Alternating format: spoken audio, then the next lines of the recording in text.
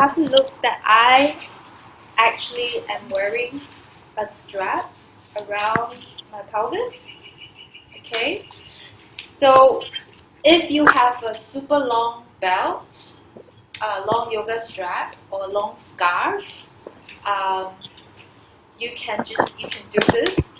If yours is not really long, then you can just go one round. Just find a scarf or something, and just tie it here, just to give you some feedback from the pelvis area. One that is long enough. Okay. What I did was I went across here.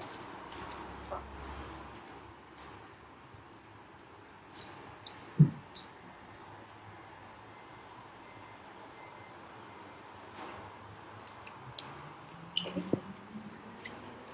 So let's set this up first.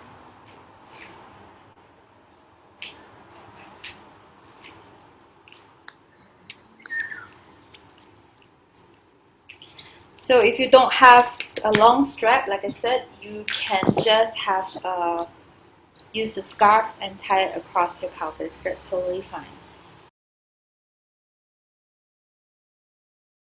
Right. So I just want to do a meditation to center, and then we will begin with some more cognitive learning, and then we'll get into the body more in our practice. So, okay, yeah, great. Okay, so I'd like you to find a comfortable seat, and if it's possible, to just have your eyes closed gently.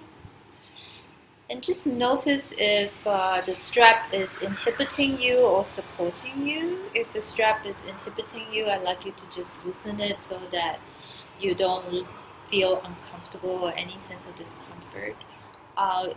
If you feel quite supported by the strap at the moment, my strap is nicely supporting my pelvis and giving me a good little pelvic feedback and stability. Okay. And close your eyes and take a moment to just switch gears. So switching from the thinking mind, especially for those of us who are kind of spending a lot of time within four walls or behind a mask, that can trigger some very, very fragmented self stories. So just take a moment to switch from those storylines and into the feeling body. Just take a moment to drop into your breath. There's no need to control or adjust the breath. It's just taking the seat of a witness for now.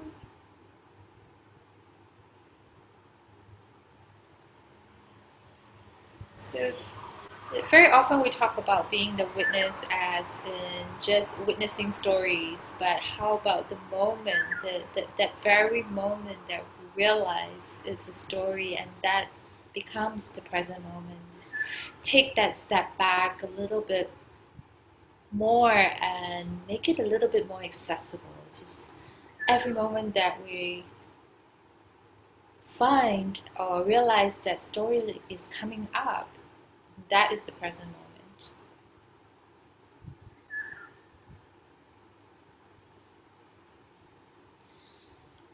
Just noticing the movement of the breath. Where are you feeling the breath most?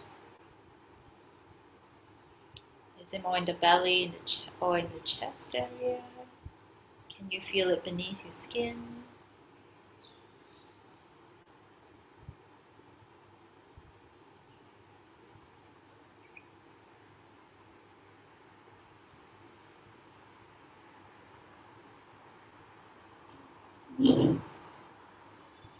And then I'd like you to just place one hand on your forehead, and then place the other hand behind your cranium. Okay. Let the shoulders relax. Make sure your jaw is unhinged. Take a moment to just sense into this space between the front and the back of your cranium, between the hands. Just feel all the energy that's present there. So we're very much in our head. And just kind of observe the stories of the space in between.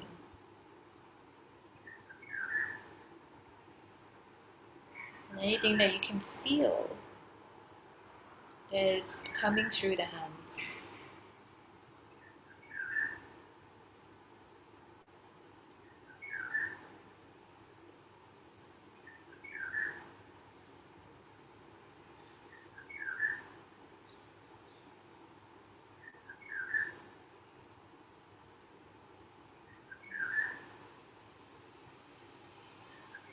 And let's move the hands to either side of the neck. And once again, just letting your touch meld into your skin. So the skin from your neck is touching you back. And feel into the space between the hands, the center of expression, the throat area.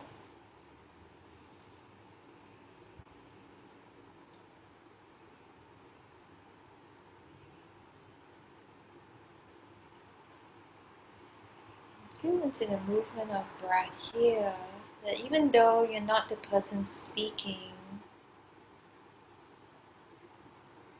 there's a sense of vibration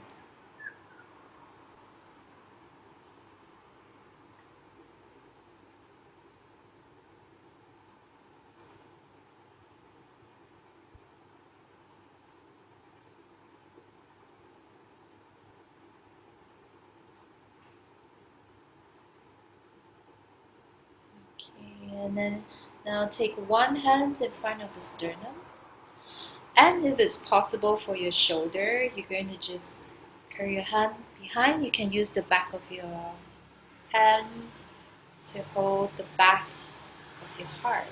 If this is uncomfortable for your shoulders, you can just bring both hands to the heart. Okay.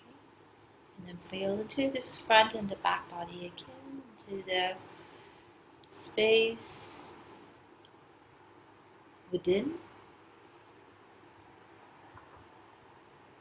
Let's begin to maybe explore where is the heartbeat coming from. The heart that sits between the lungs. Those that have attended the first workshop on lungs and heart. So you can just channel that back. The two sides of the ribs holds the lungs, and in between the lungs holds the heart. And there's an ecosystem that exists in our vital organs.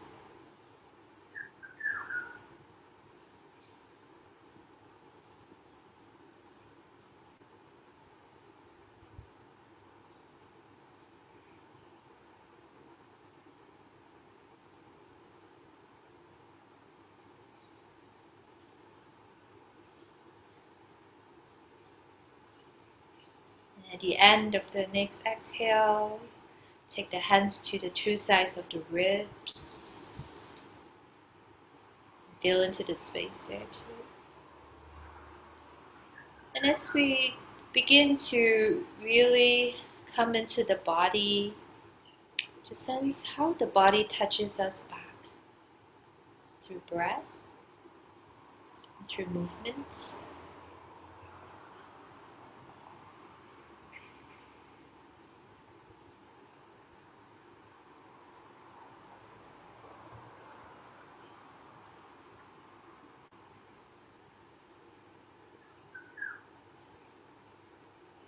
And now slide one hand to the front of your belly. So we're in front of your navel, and then the other hand on your lower back. Feel into the space there. Just notice if The movement there is three-dimensional. So there's a front and back movement, side to side, top and bottom.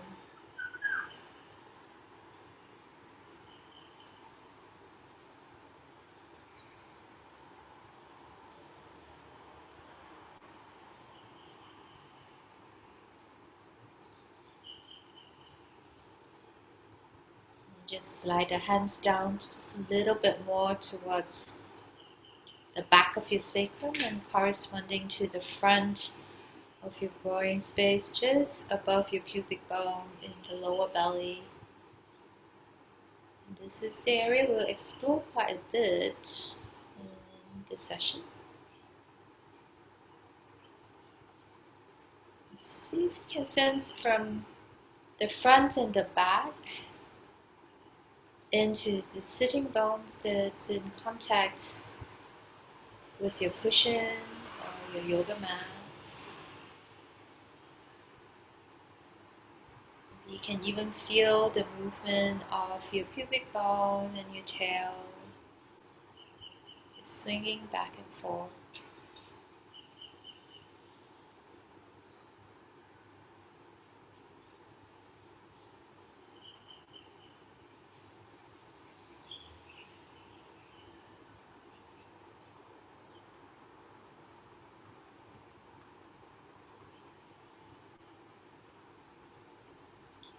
Slowly take your hands away and just bring your hands to your knees, let the shoulders relax. Sense into all these areas that you have touched. And sense and feel.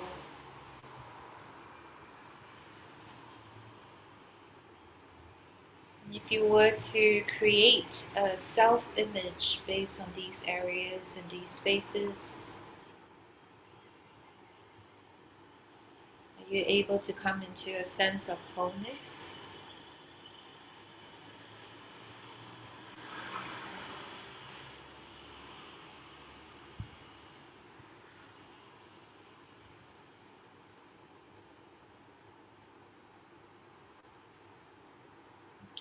Just bring the palms together, so you bring the outside back into the midline of your body, the peripheral back into the proximal. Taking a few more nice, even, natural breaths.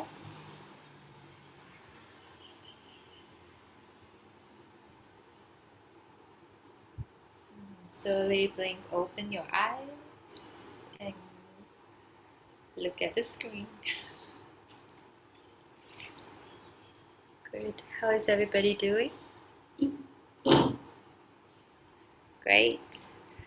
So you feel that I hope you did feel a switch in the nervous system from just that 10 minutes of little embodied meditation that we did. Okay. So today we're just going to do a quick rundown of the nervous system and why when we talk about mental health, especially in these times, that we can't really talk about the mind or the brain without actually looking at the body. So I'm just going to share a screen, okay, some visuals.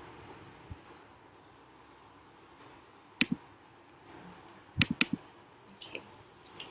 So can everyone see what's going on here? Yeah? Okay, great. So we can't talk about the mind without the body. And in somatic studies, we're really looking at the mind that is actually inside the body, that every part of our body, that every cell of our being has a mind and has a consciousness. And without getting too esoteric into that, so let's just look at what really governs our nervous system. Okay, so we have a central nervous system. The central nervous system, embryologically, comes from the same germal layer as our skin, which is why anytime we touch ourselves or we have to touch, it creates a response through the nervous system. But there is also the autonomic nervous system that is central to our well-being and our homeostasis. And the autonomic nervous system is dependent primarily on a cranial nerve, this cranial nerve number 10, and that is the vagus nerve. Okay, so this is a little schema just showing the vagus nerve between the parasympathetic system and the sympathetic system. Okay, so the traditional view of the autonomic nervous system being only with two branches as the sympathetic and parasympathetic is a little bit obsolete. But before we get into that, let's look at what the sympathetic system is. Okay, the sympathetic system is governed but mostly by volition, meaning that it is by will and intention, and it sits in the spinal cord. So when we feel something or when we decide cognitively to create an action, this signal runs through the spinal cord, and then we react to it, or we act and behave to these stimulus. So the central nervous system governs the sympathetic nervous system. Okay, but what happens in the parasympathetic system is this cranial nerve number 10, which begins in the brainstem, the medulla oblongata, and it innervates the facial muscles, which is why we always feel good from a head massage, or if we were to give ourselves a face massage, or anything that has to do with the face often helps us to come back into feeling a little bit more restored and refreshed. But also the parasympathetic system through the cranial nerve innervates in the facial organs, and it gives us the ability to connect socially, to have facial expression, or not to have facial expression when we want to disconnect and disassociate. Okay, and then the vagus nerve is innervated in almost every single organ in the body. So it controls the heart rate and the lungs, the functioning of the lungs. It also controls our digestive function, our immune function, our sexual function, our endocrine system. So what is so interesting about it is that the parasympathetic system feeds on more of a surveillance of the body that tells the brain what we are feeling or what we are experiencing. So it's kind of like a meteorological station, like a weather report that is constantly feeding back to our brain on how we are, our weather, our climate inside the body. But what happens is we are so self-absorbed in our storylines and our cognitive thinking and our volitional thought that we often ignore these messages. We stop listening to our gut, as we say. But what happens also when our physiological well-being is disrupted, there can be a shutdown of the organs, or a shutdown of the optimal functioning of our nervous system, our immune system, our digestive system, our circulation system. Okay. So I'm just going to go through this chart very, very quickly. Like I said, this is a very abridged version. Um, the parasympathetic system actually has two branches. Okay, there's one branch that is from the ventral side of the vagus nerve that helps to promote social engagement and presence and restoration and coming back to optimal health. So that is in the green zone. Okay, the other part of the vagus nerve, which is called the dorsal vagal, help actually takes us to this very, very primitive instinct of freeze or frozen state. This state is usually denoted by disassociation, disengagement, numbness, and even suicidal instincts. And then what sits in between is what is called the sympathetic zone or the activation zone, where we when there is arousal and activation, we're presented with the choice of either fighting or running away from it. But when there is no choices, there is a shutdown and disassociation that takes us into freeze. Okay, I will share this chart with you offline. I will send this to you as well so that you can read it on your own. And here it tells you, on the right side, it tells you the physiological response in which these different modes in a continuum triggers. So in terms of how whether we have facial expression or disassociation, whether our blood pressure increases, whether our heart rate increases, whether there is insulin activity, or whether digestion is at its optimal function or not. Okay, but basically, what in our work, for self-regulation, and if you're if your work also involves taking care of other people, and understanding of this chart is very important in recognizing how we are physiologically responding to a stimulus, or what our state of being is. Okay, like I said, if I were to go into the details of this chart, it will take up the whole 90 minutes. So I'm just going to send this to you and you can read it on your own. What we're going to do is to actually come into practicing how we move through these states. All right? Okay. Everybody okay at the moment? Yeah? Okay. So I'm going to climb a little ladder with you today. Okay, so this is the pelvis, and I think some of you have seen this pelvis in real person. The pelvis actually holds our organs. It holds all our internal organs.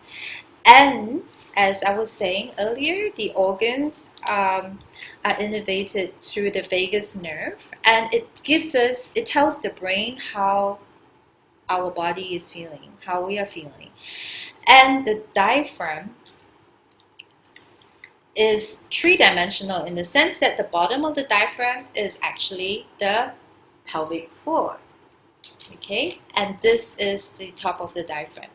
The movement of the diaphragm is optimal to the functioning, is key to the functioning of our organs. Okay, and when we work with waking up the pelvic floor, when we work with bringing more movement and energy in the pelvic floor, it creates more spaciousness and more awareness of what is going on in our internal organs. Okay, so I'm going to take you through a practice that's going to begin from the pelvis, and it's going to everything is going to be initiated through the pelvis, and see how that moves through the whole body by climbing the ladder of moving from the foundation of how we hold our energy and getting into the weather report of our body and moving that through to the breath, okay, into the vital organs, and then moving back up into the head area and the brain. Okay? So just a little bit of landmark check. These two bones here, bony structure here, is called the ASIS. Some of you would know. Very often I just refer to them as the hip points. Okay?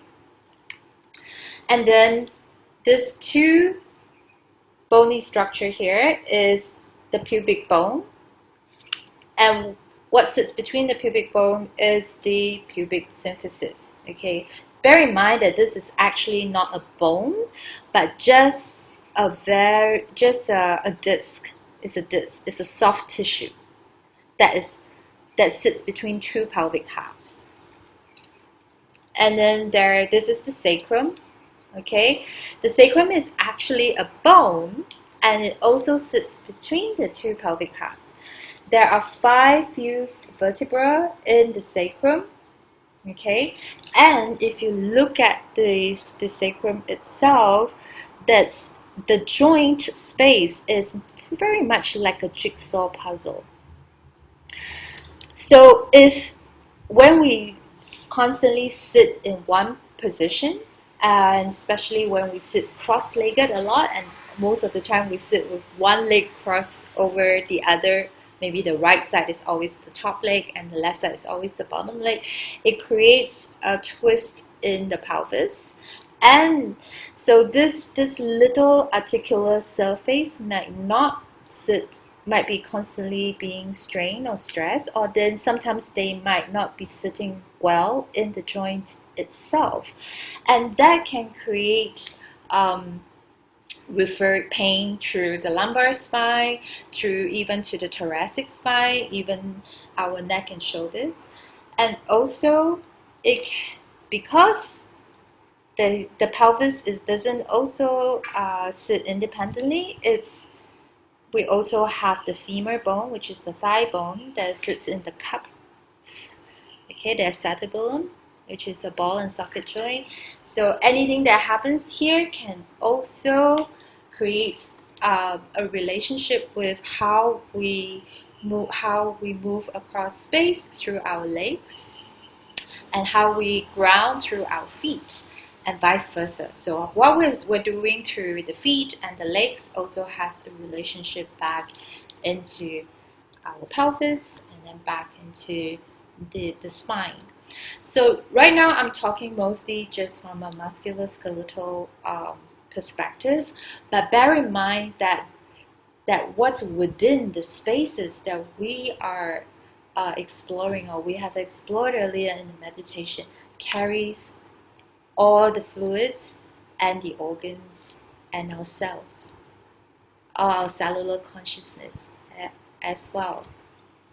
So when we are able to create a sense of knowing where we are in space, a self-image of how are we moving, and how are we moving across space, what part is moving which part, and create this relational presence, we can create more neural pathways, and the fragmented self-image can come into more wholeness. And that's how one of the embodied way of regulating our nervous system. Okay? So before we begin the practice, these 2 points here, on the right hip point, I'd like you to just palpate it. It's going to be your reference point as 3 o'clock. Okay? The left side is 9 o'clock. So this is going to be the whole clock face. This is 3 o'clock. This is 9 o'clock. This is 12 o'clock, which is your pubic bone. And then you're going to bring it back to your belly button, and that is 6 o'clock. Okay? So I'd like you to perhaps just bring your hands to the 2 hip points and feel, and just superimpose the image of a clock face onto this lower belly area. So this is 3 o'clock. This is 9 o'clock. Right side is 3 o'clock. I don't know whether the image is flipped on the screen, but you can feel it yourself. The right hip bone is 3 o'clock. The left hip bone is 9 o'clock. The belly button is 6 o'clock. And the pubic bone, which is the furthest away from you, is 12 o'clock. Okay? And then this is the whole clock face.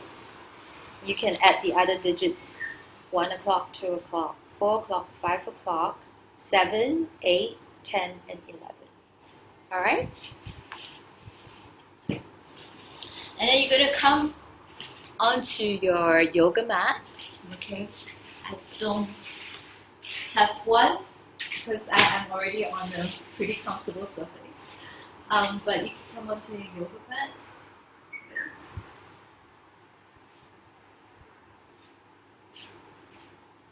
So settle into your space and have your legs extended for start. Okay. If you need to adjust your screen or pin the video on the speaker view, or if you like to have the gallery view just to see what other people are doing, you can just set that up. When you're ready, let's begin. Just kind of in a Shavasana position. So this is the baseline reference point.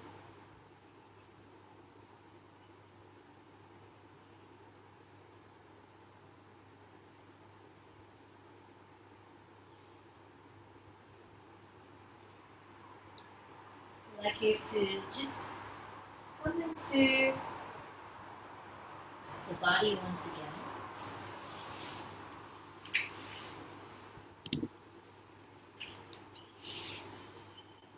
And feel into the clock face.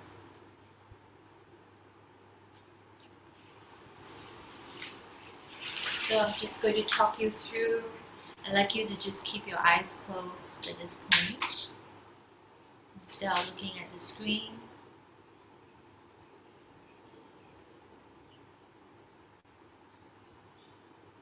And then just superimpose the image of a clock onto the lower belly area. If you want to, you can have your hands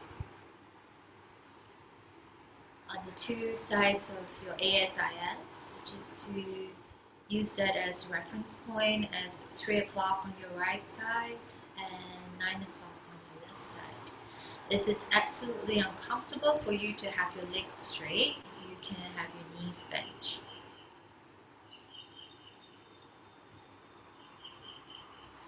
So you just sense into the breath in the lower belly area.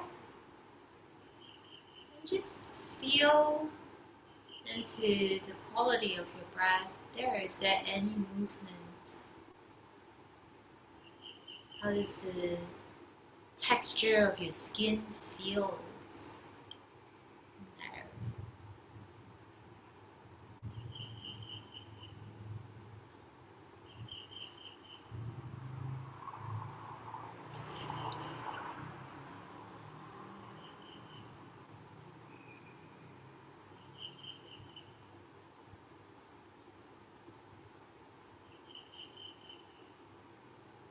I'd like you to imagine that there, in the center of this clock, there is a little marble, a small marble in the center of this clock face. And then how is your breath moving this marble?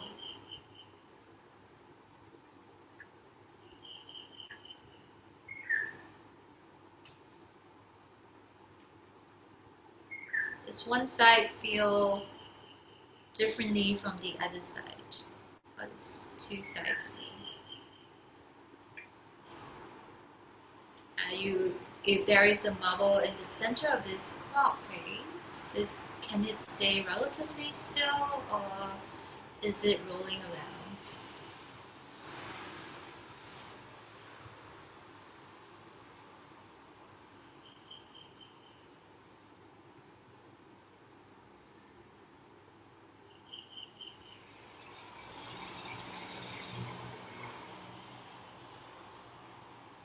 And how is the rest of your body being imprinted on the floor?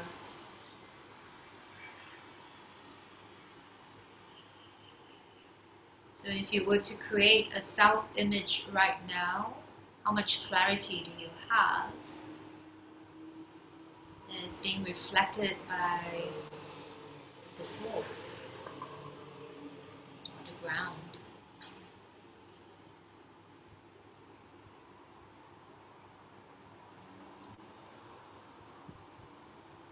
I'd like you to slowly bend one knee at a time and have your feet on the floor in a constructive rest position. So just have your feet about hip width distance apart and your knees bent in a comfortable position.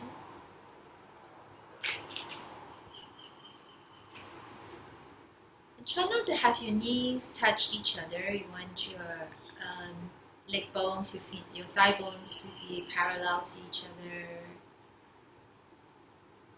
And just notice how much effort or ease there is in maintaining this position.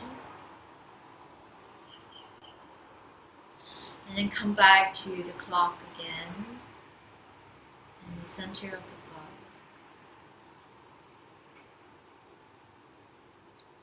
So keep your knees bent if you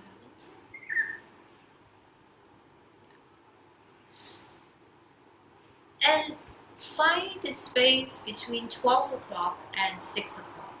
And begin to tilt your pelvis towards 12 o'clock, further away from you, and then back to 6 o'clock. So you are basically doing a pelvic rocking movement. So coming into anterior tilt, and that will take your spine into a little extension or an arch, and then coming into a posterior tilt where you'll take your spine into a little flexion.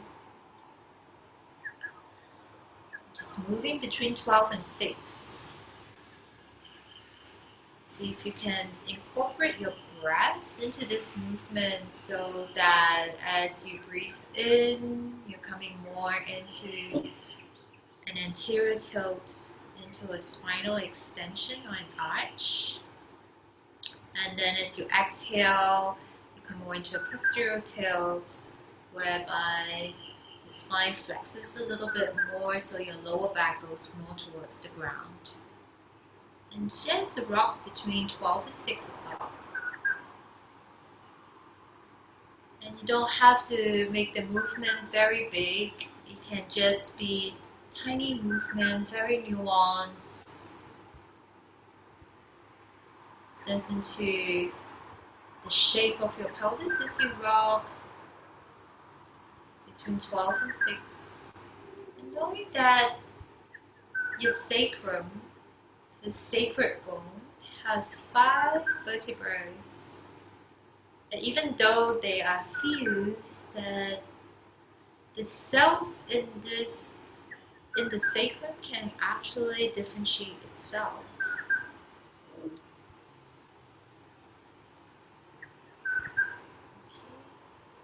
Good. And then begin to find 3 o'clock and 6 o'clock. So the right side of your hip point and the left side of your hip point, and begin to just rock between 3 o'clock and 6 o'clock. And that might take you into a little bit of spinal rotation. Maybe it will lift one side of the pelvis off the floor just a little bit, and then rocking it back, and let the other side lift and rock over. So go between 3 o'clock and 9 o'clock.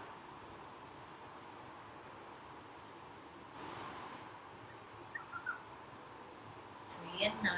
Feel how each half of the pelvis respond. Each half of the body responds.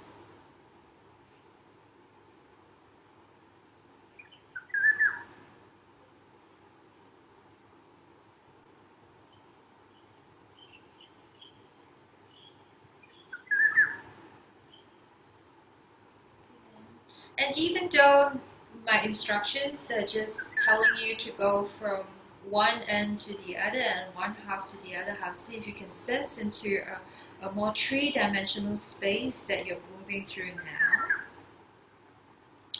And then begin to go clockwise now, maybe from 12 o'clock. If you want to begin from 12, walk over to 3 o'clock, and then 6 o'clock, and then over to 9 o'clock, and then to 12 o'clock. It's moving clockwise as nuanced as your consciousness can take you around the clock. So the movement starts to become, instead of volitional movement, is something that is also arising from within.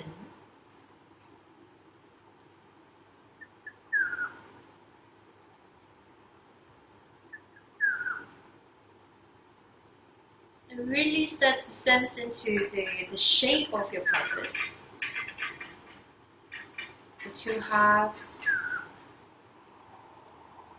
The back of the pelvis is touching the ground.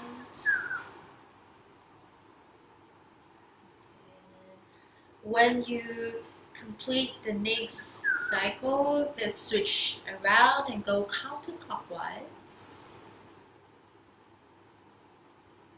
So maybe counterclockwise is more non-habitual for the brain to move through. So notice how much effort you need to switch. And then when does it come back into ease? So going counterclockwise, notice any sensations that is coming through the movement.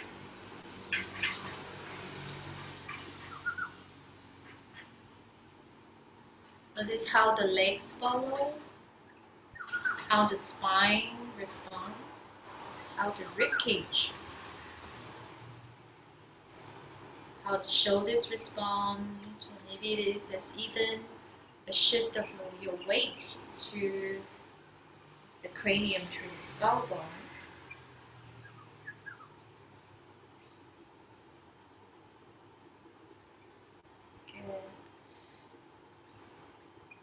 And then I'd like you to also find the other digits on the clock face. Maybe you can find 2 o'clock, which is more in the right inner groin.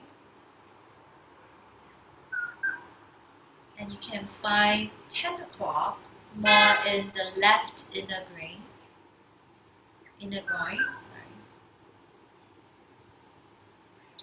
And then see if you can find movement in those other digits as well that are not in the quadrant points. So in between 12 and 3, in between 3 and 6, in between 6 and 9, and in between 9 and 12. Begin to just notice what is arising for you in these spaces. And how would the pelvis like to respond? Notice the quality of your breath and your state of being.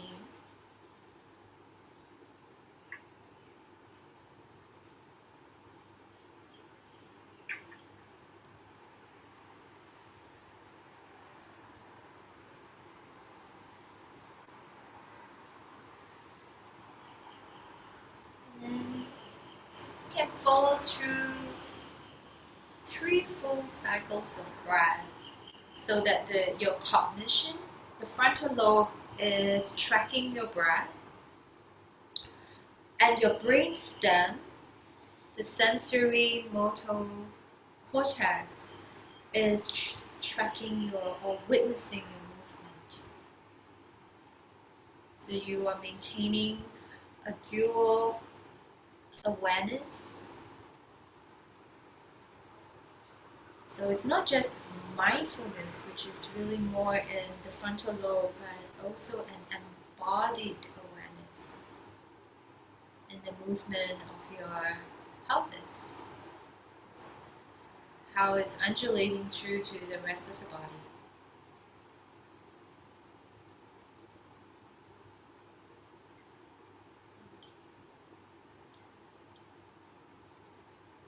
And then at the end of the next exhale,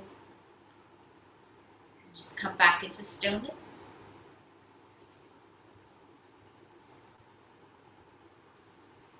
Just allow the body to be still, but the breath is still intrinsically dynamic.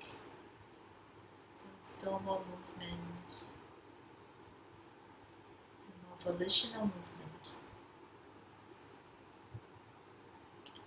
And now straighten the legs again.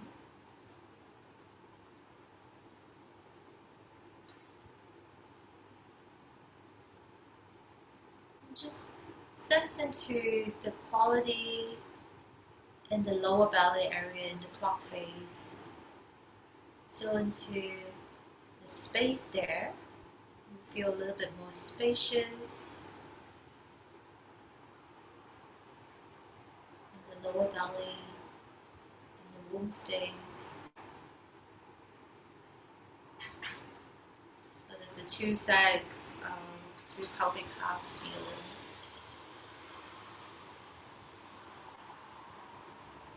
Is there more of a sense of groundedness towards the floor or the mat? Maybe you like to just take your hands to the hip points, two sides of your ASIS, and just notice if there is a little bit more symmetry or balance, even if it's not an extrinsic balance, but an intrinsic felt sense of balance between the two pelvic halves.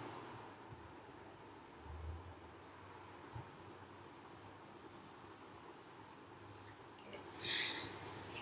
And then bend your knees and roll over to the side. Let's take a moment here before we transition into another plane. You're going to come onto your hands and knees when you're ready.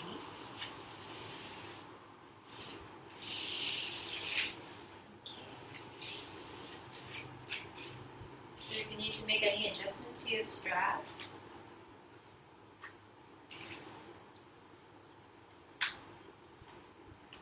so come into your hands and knees, and I'd like you to just find a comfortable position here so that your hands are not too narrow, because that will constrict your shoulders. Just keep the hands at least as wide, if not slightly wider than your shoulders, and slightly higher up than your shoulder level.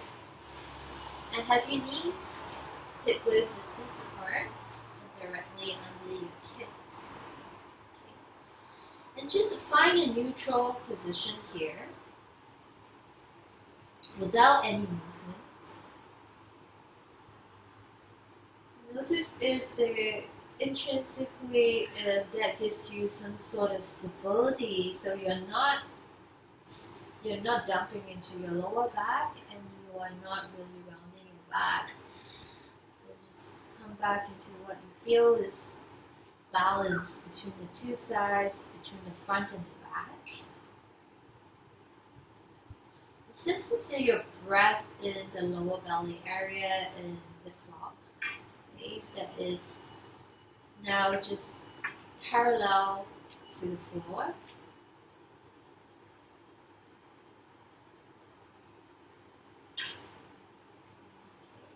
And then begin to explore here once again go from 12 o'clock to 6 o'clock again, so coming back into a pelvic rock. So going into extension and flexion.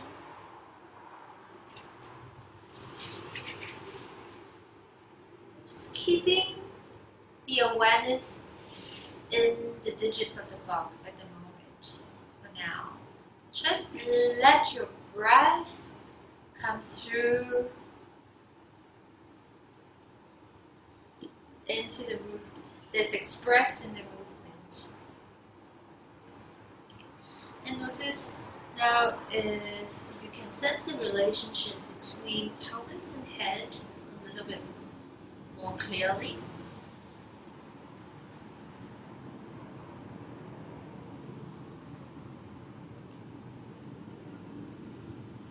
Moving through the midline of your spine, it's a fluid midline.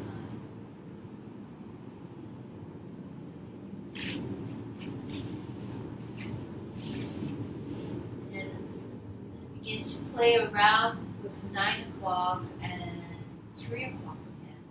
So that might take you into lateral movements, going into lengthening one side of the waistline and contracting the other side of the waistline. And notice how the head will respond to that too, or not. How many planes of movement does this take you through? So just going from 3 to 9, is it just moving through the horizontal plane? Does it also move through front and back? Top and bottom? And then come through to clockwise position, a clockwise oscillation position. So moving through 12 to 3 to 6 to 9, back to 12.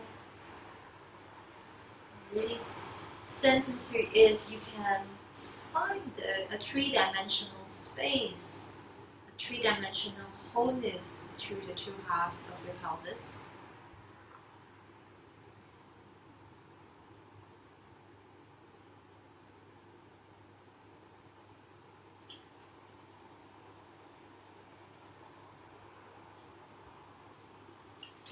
And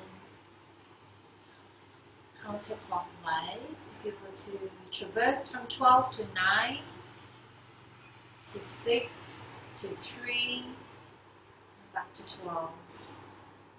How does that move through the rest of your body?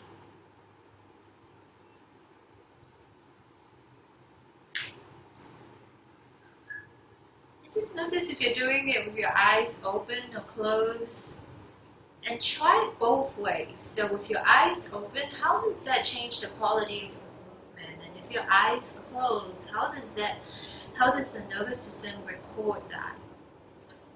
Does it have different quality if you're doing it with your eyes open? So by nature, some of us are eye open people, some people are eyes closed people. So try it both ways. Try a different experience. And then begin to find other ways you can move through the digits as well. Maybe you want to move through a figure of 8.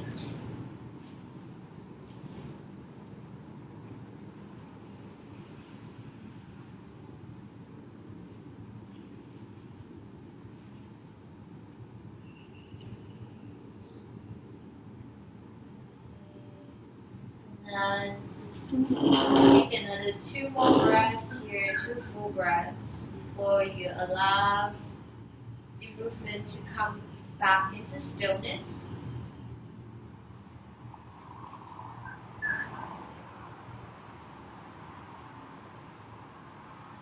Just notice how the lower belly area feels right now. Are you sensing?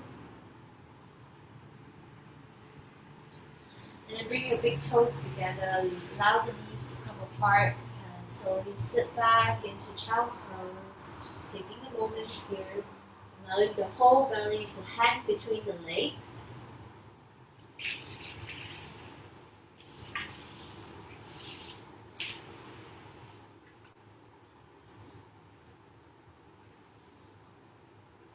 Filling into the spaces inside the weight of your organs.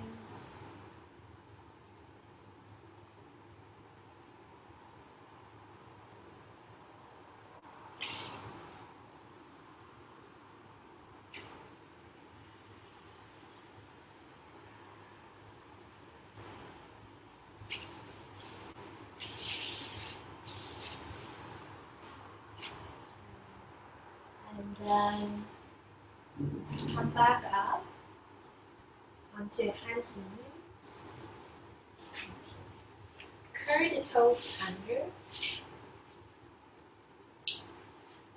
And then just lift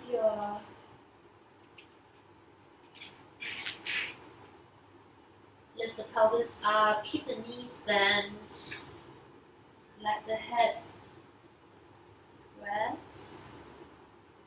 And just cycle through the movement around the clock base again. And notice if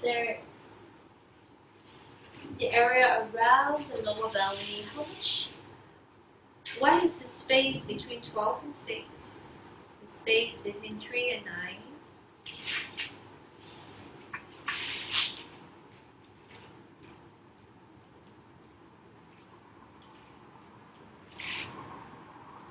And then bring the knees back down.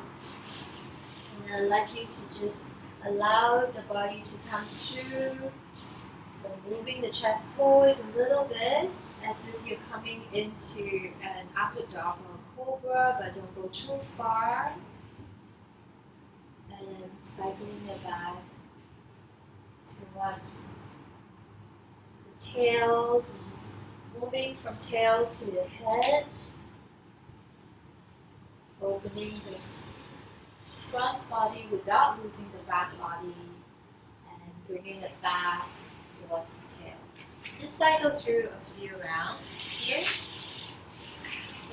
So we're bringing the energy from the pelvis more towards the heart area, the lungs, coursing through the organs of the belly, bringing the rest and digest, grounding energy into more activation, but it's an activation through a felt sense, through an organic felt sense, all the way through to the lungs and the heart.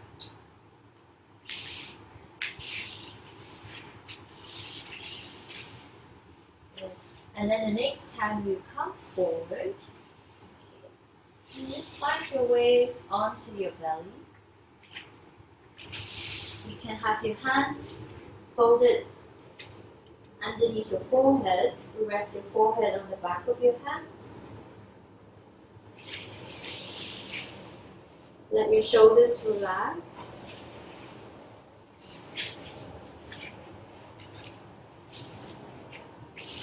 And feel your breath. Feel your breath in the whole belly area. So the belly is touching the ground. Let the ground be a feedback mechanism so that it serves you as a weather report of your nervous system.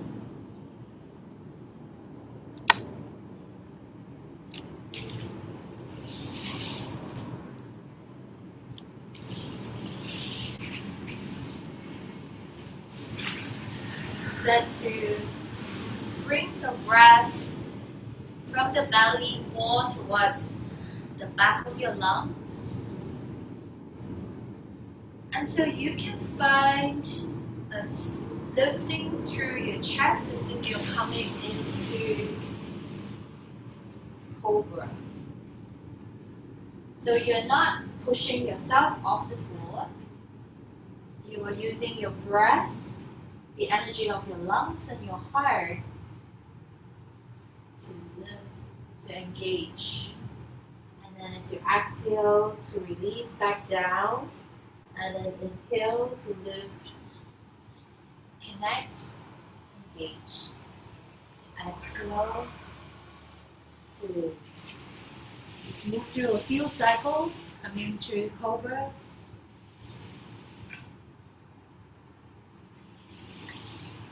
So when you're not yanking yourself off the ground, you're not trying to push your head up. You're just activating through the grounding energy of your pelvic floor, through the organs, through the lungs and the heart to lift. And the next time you come up, stay in the gentle cobra pose. And then just take your hands into the, like a sphinx pose. Keep your elbows wide. Okay. Stay here. So as we get more vertical in our relationship with space and gravity, just notice how that changes the nervous system. So as we get more engaged, more activated, can we still stay within the sense of grounding through the pelvis, through the organs, sense of support?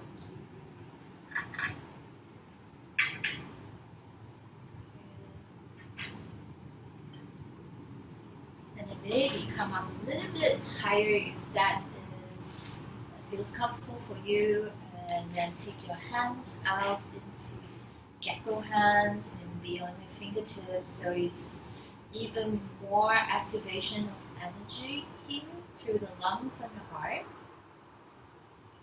If that is available for you, beautiful, good. Maybe you want to just extend through the waistline a little bit, so you do a slight lateral flexion here, moving from side to side, just examining, engaging with your three-dimensional space. So very often we think that activation is always fight or flight, but it isn't. What if we create activation from a sense of grounding, from a sense of rest, digest, restored presence? Back to the front, back to the center. Release your hands back under your forehead. Rest. Ground back into the belly, into the pelvic floor, into the clock. Sense into the two sides of your pelvis between 3 and 9. Can they still stay open and spacious between 12 and 6?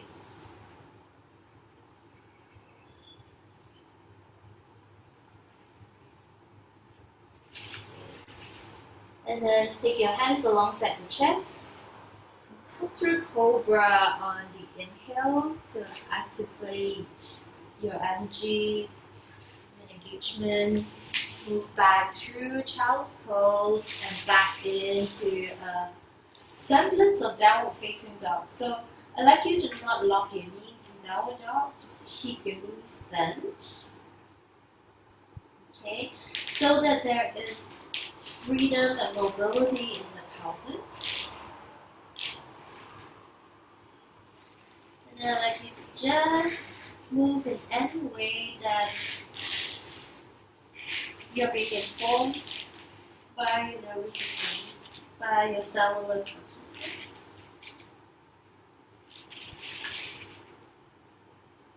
So maybe it's bending one knee at a time, maybe it's moving around a little bit more in spiral, so there's one side that feels particularly juicy. And then walk your feet forward. So you're coming into a standing forward bend. Keep the feet hip-width apart.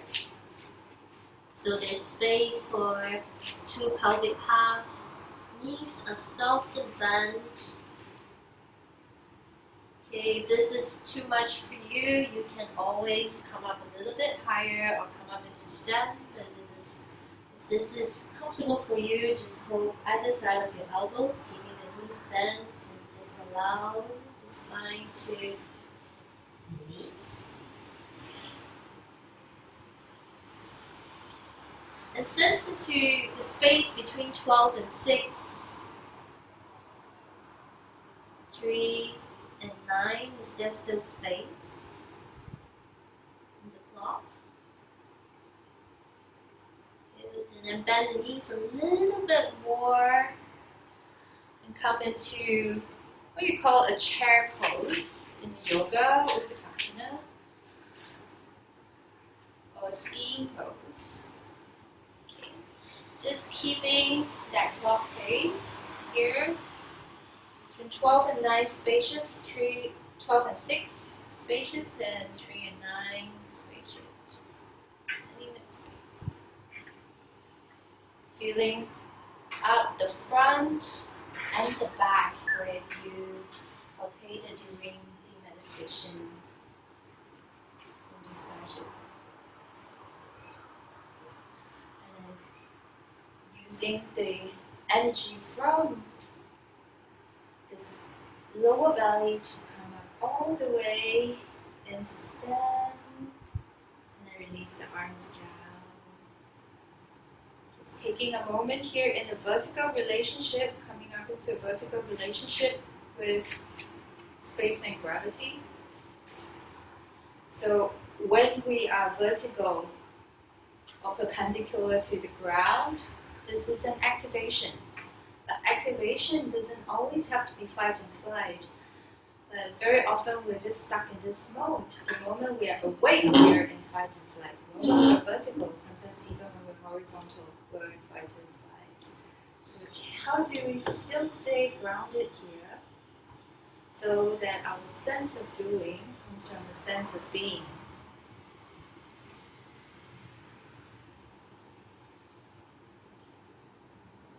And then this is the fun part. You are going to find your socks. So if it's 2 pairs of socks, you're going to bunch them up into a ball. Okay? If you have a squishy ball, you can just use the squishy ball. I'm just going to use the ball because it's easier to see and to demo. But if you don't have a ball, you can always use 2 pairs of socks bunched up. Okay?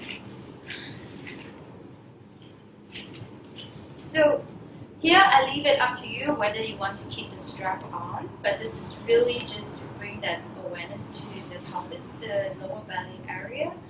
If you feel that you want to just take it off but still have sense into whether you have your own support and intrinsic support and an extrinsic support, you can take that off. But if you want to keep it on because you feel good and supported and stable, just keep it on.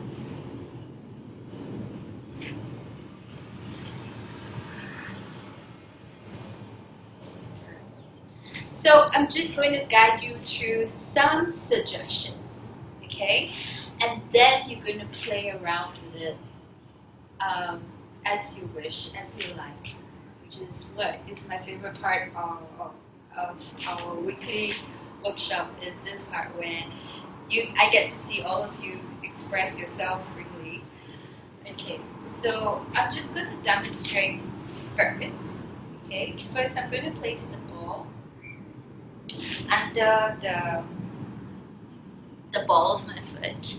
Okay, and I'm coming kind of into a soft warrior stance. Okay, so I'm keeping both knees bent. And the thing about this exploration is try not to keep your legs, especially because we have female pelvises, to not bring the legs too narrow, but to keep somewhat at least a hip width distance. So if you go 3 o'clock and 6 o'clock, you want the 3 o'clock to 6 o'clock to be quite spacious. Okay? And then I'm just going to get you to just play with a little bit of balance here. So moving the clock face, you can have the hands first on the 2 hip points, and just finding the different digits, moving through the different digits. Okay. And then after you explore this, you can move the ball maybe more towards the heel. And then you explore again, and then you can go under the arch of the foot, which is much more challenging for stability. Okay, so I'd like you to just feel how the sense of support can come from that sense of grounding here. And then what do you do with your arms? So if you would, from my lungs class, the arms are an extension of our lungs and our heart. So how can we create this activation, this engagement and connection through the expression of our arms? So I'd like you to just play around with it if you want to get into your Tai Chi move or your Qigong move. It's up to you, okay? So let's just do it on the right side first. So I will just guide you through and tell you when to switch sides, okay? And yeah, I can put some music on.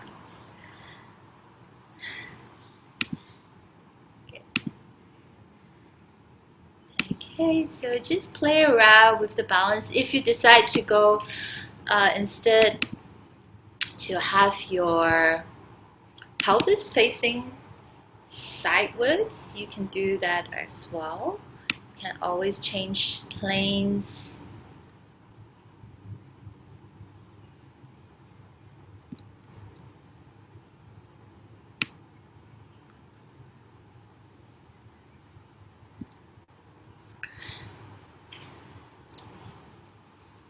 If you want to place something else, maybe a roller or something else under your foot that is not too hard, not too heavy, something else that you want to play with and challenge your balance with. See how that sense of stability can arise really from a sense of safety and support rather than the effort that we constantly have to hold in our life of doing everything ourselves. You feel a greater sense of support that's coming through, maybe from the earth, from the spaces around you. How would you like to express that? The hands and the arms are really our instruments of expression.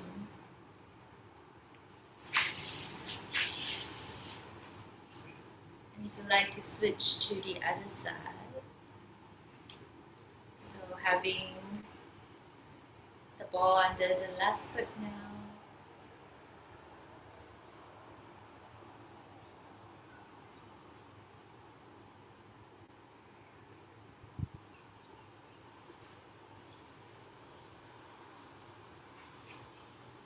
I will also encourage you, if you like, since you're all muted, if you want to make any sounds, so just bring the energy even higher up into the throat.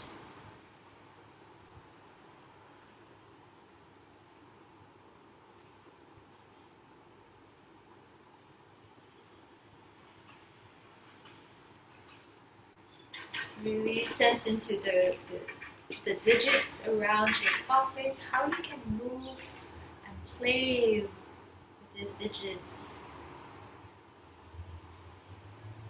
And if you have enough of the ball under your feet, you can just have 2 feet on the ground now without any balls or socks under and play around with that. So now we take away another input, external input, another external stimulus.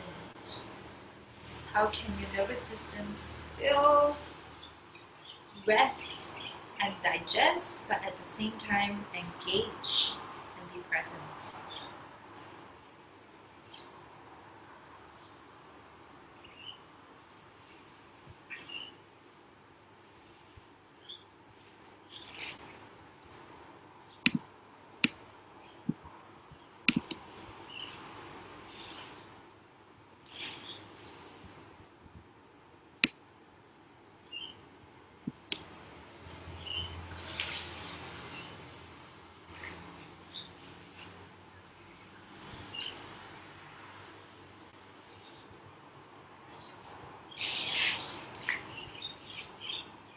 Taking another 2 more minutes to move any way you like to, so that there is activation.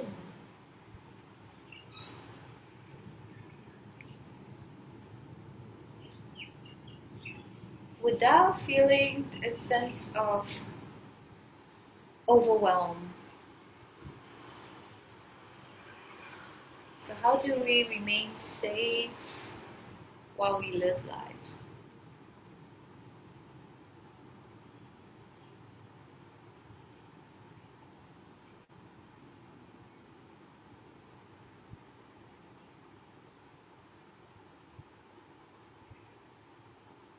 How do we creatively express our sense of engagement?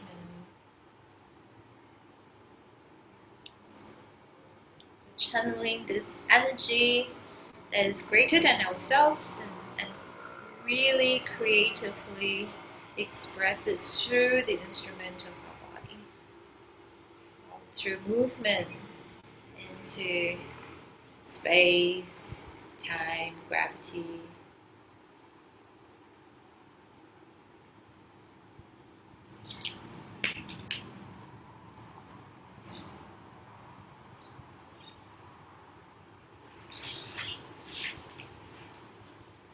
And then start to allow the movement to slow down a little bit more. Taking time to find your way back into stillness.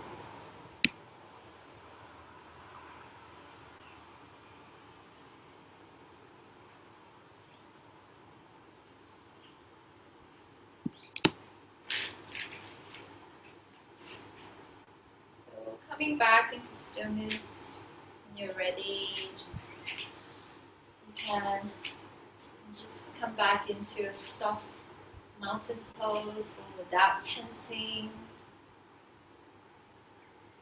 The intention, especially in the hands or the jaws or the eyes, resting into your heartbeat, into the ground.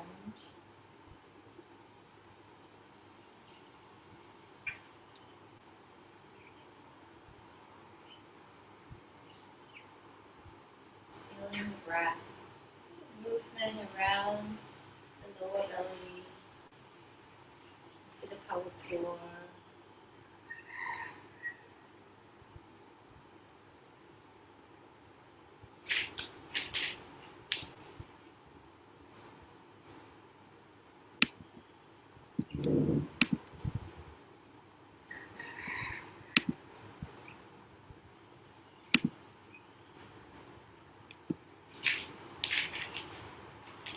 So I don't know how much privacy you have in the space of your home, so I want to do a little vocalization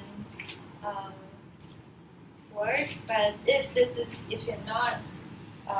it's not convenient for you to make any sounds, just imagine that sound in you. Okay. So I'd like you to just take a soft ski pose. It's really soft Utkatasana, not a little, nothing too hard, just something soft. Okay. And then take your hands into this mudra here, the Yoni mudra, and place it in the palm. Okay. And just making sure that there is space between 12 and 6, 3 and 9, and the groin space is soft. The toes and your knees are tracking in the same direction, so your knees are not collapsed inwards. The tail is slightly lifted.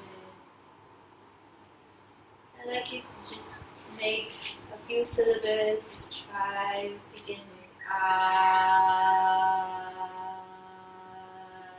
Bring the energy from the ground back up and out through the throat.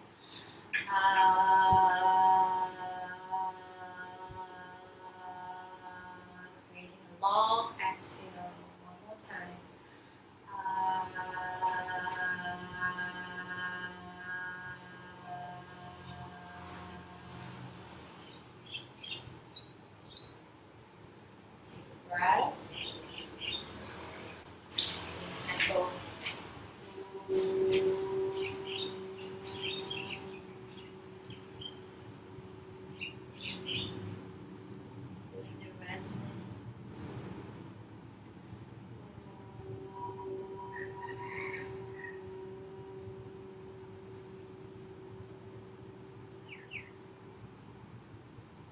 One more.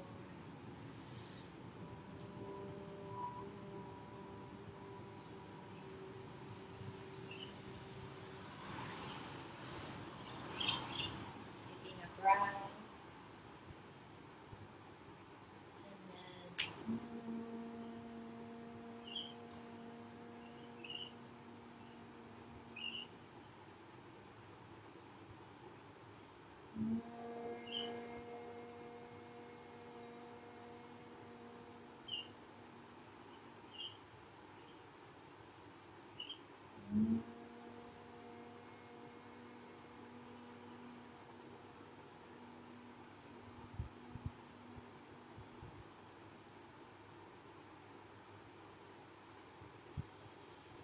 breathing nice and easy. You can come back to standing, soft mountain pose.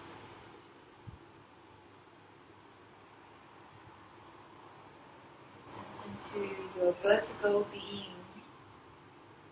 Let the nervous system record that we can engage with the world, with our surrounding, come into a relation of presence to self-awareness.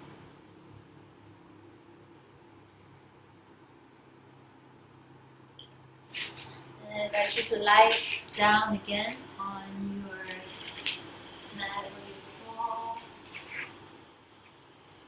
And then we'll finish the practice with self-massage. Okay. I'd like you to just place the ball of the sock underneath the sacrum. So if you find the center of your clock face, center between 12 and 6, 3 and 9, the socks or the ball will go right behind that point in the center. Take a moment to rest into that. Allow the weight of your pelvis to pour into the socks or the ball.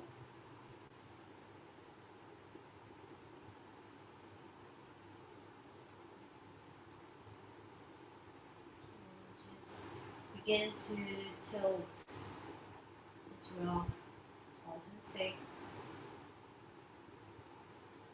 If you like to go 3 and 9, so just move it everywhere.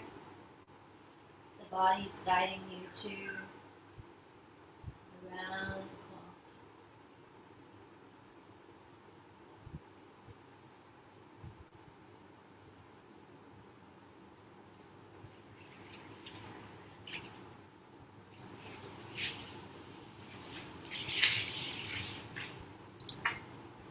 Feel a sense of stability that is coming through, a sense of being.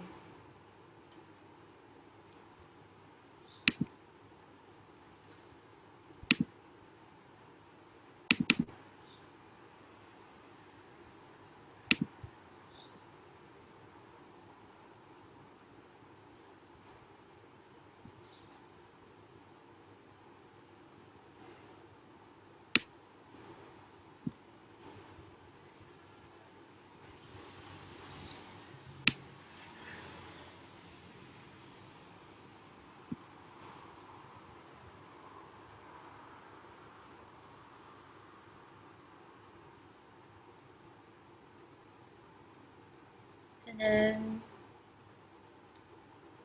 it's coming back into stillness again, finding your natural breath.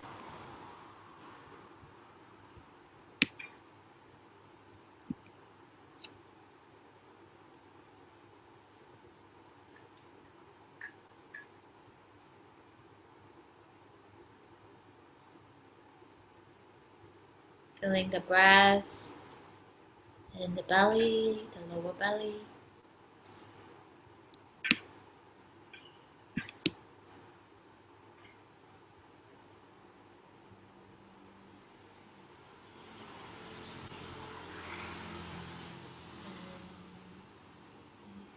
Slowly remove the ball from underneath you. Let the two halves of your pelvis descend back into the ground as one.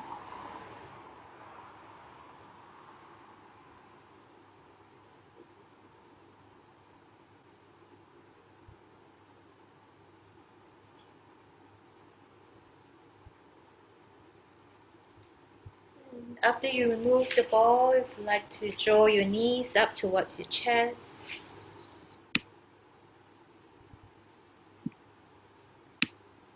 Just rock a little around the back of the clock.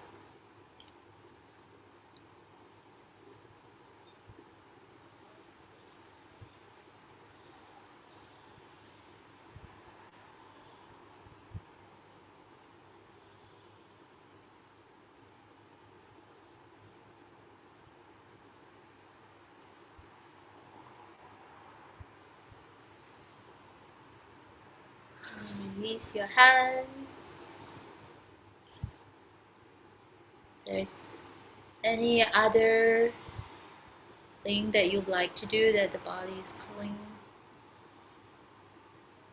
for it to be done, just take another moment or so to stretch it out or move through it.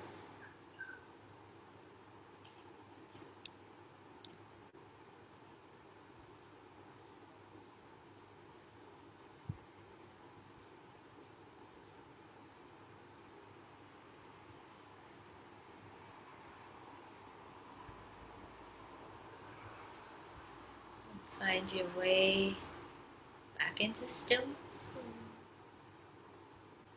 Straighten your legs out to the front.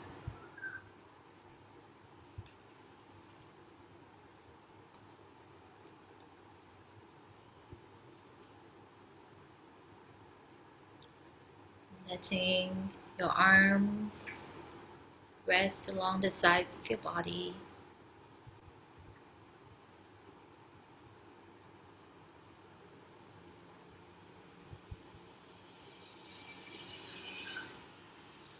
Allowing the belly to soften, the organs within to soften and release. The heart to quietly beat.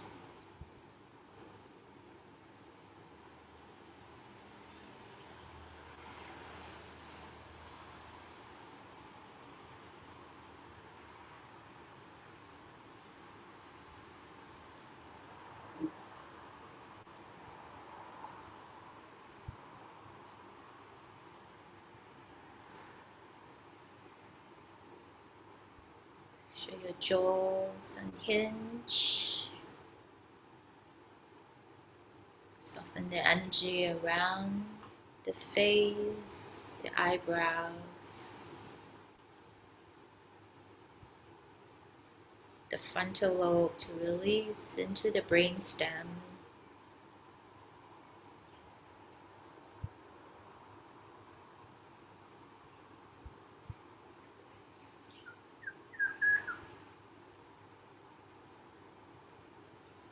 Intrinsic breath supporting you.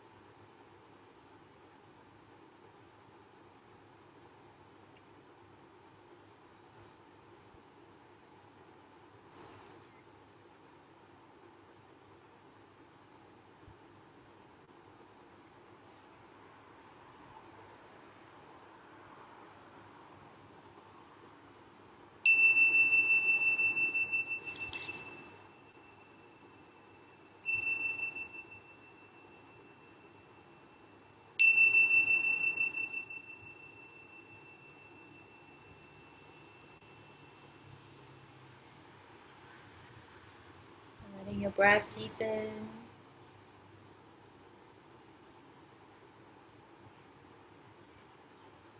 Filling the belly, emptying.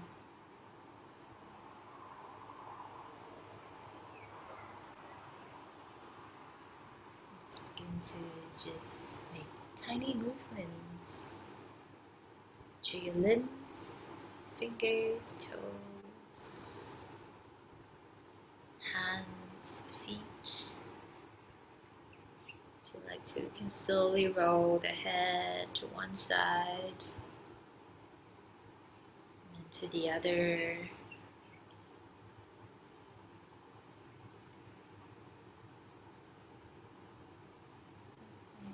Maybe stretch your arms over your head. Take a nice big yawn. Just channel your inner cat, inner feline.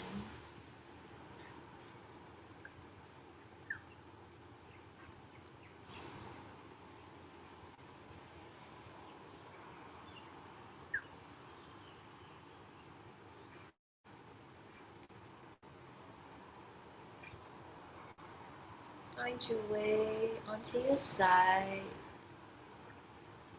Curl up.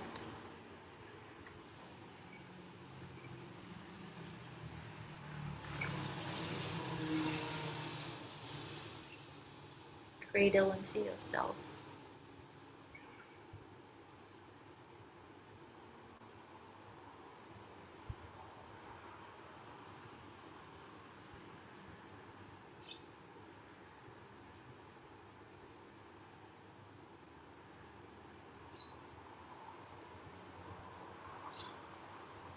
When you're ready, you can arise again. Find that sense of support, a sense of doing that comes from a groundswell of support. That you don't have to do it on your own.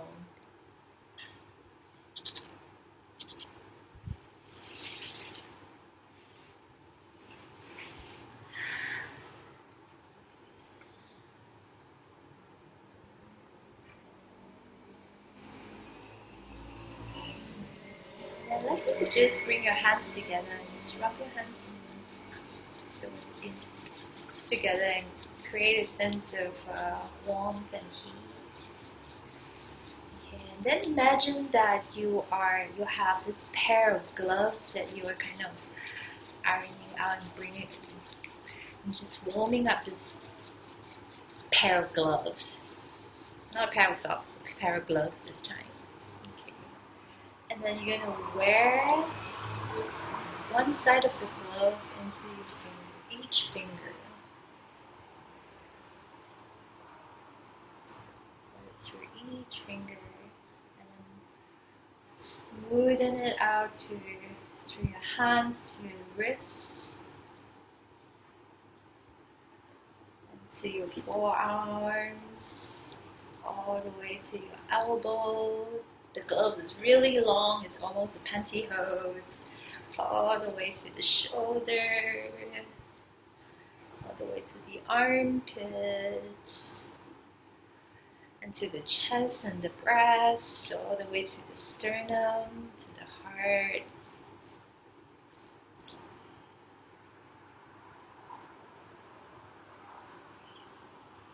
And feel there's a difference between the two sides of your arms. You can feel my right arm is longer and lighter. It's almost like psh. Let's wear the gloves into the other hand as well through the fingers. Remember, the skin the skin and the brain comes from the same layer, the same embryological germ layer. Skin is our brain. Bring it up the arms, to the elbow, shoulder, armpit, breast, to the sternum, the heart.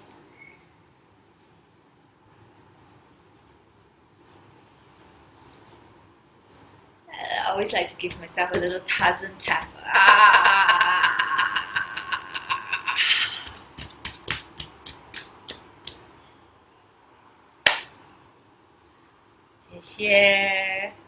谢谢你，ありがとうございました。Thank you very much. Gamen amoy. I think I covered all the languages that's in this room.